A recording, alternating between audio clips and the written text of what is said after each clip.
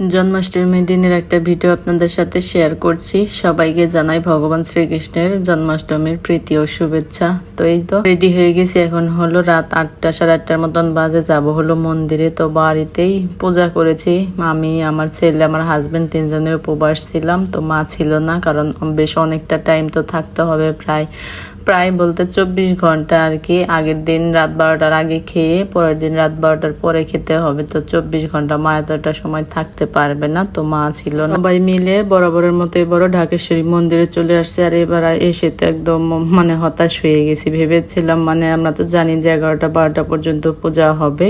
তো আমরা ওই 8:30টার দিকে রওনা দিয়েছি। এসে দেখি মানুষ চলে যাচ্ছে, পূজা শেষ হয়েছে। এবার নাকি নিরাপত্তার জন্য আগে ভাগেই পূজা শেষ করেছে। তো সেটা তো আমরা জানতাম না। এসে দেখি পূজা শেষ। তো কি আর করবো, একদম হতাশ। আমার হাজবেন্ড তো মনে হয় ঝগড়াই লাগিয়ে দিচ্ছিল যে এগুলো বলে নাই কেন, যে টিভিতে তো বলে দিলেও পারতো যে এবার পূজা তাড়াতাড়ি সারবে। এইবার 9:30 বা 10টার দিকে পূজাটা শেষ করেছে। তো আমরা গিয়েই চলে আসছি, একটু প্রণাম করে দাঁড়াতেও পারি নাই। এরকম অবস্থা দেখি সবাই বের হয়ে যাচ্ছে। পুলিশও আসছিল, পুলিশ দেখি পুলিশের গাড়িতে উঠে যাচ্ছে। এরকম অবস্থা, মনে হচ্ছে পুলিশই ভয় পেয়েছে, এরকম অবস্থা একটা। তো সেখান থেকে তো চলে আসলাম।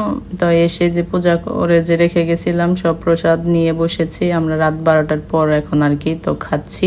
তো 24 ঘন্টা উপবাস করলাম, 24 ঘন্টা আর কি না খেয়ে। তো সব রকমের ফল, তারপর মিষ্টি, দই ছিল, আর এখানে হলো শরবত বানিয়েছি, আর ছিল হলো ডাবের জল আর কি। তো সেগুলা নিয়ে বসেছি, এখন খাবো। আর এগুলাই খেয়ে কিন্তু এখন উপবাস ভাঙছি। আর পরের দিন হলো পালন করব ভাত খেয়ে, সকালে রান্না বান্না করে। তো আজকের ভিডিওটা আপনাদের কেমন লাগলো অবশ্যই কমেন্টস করে জানাবেন।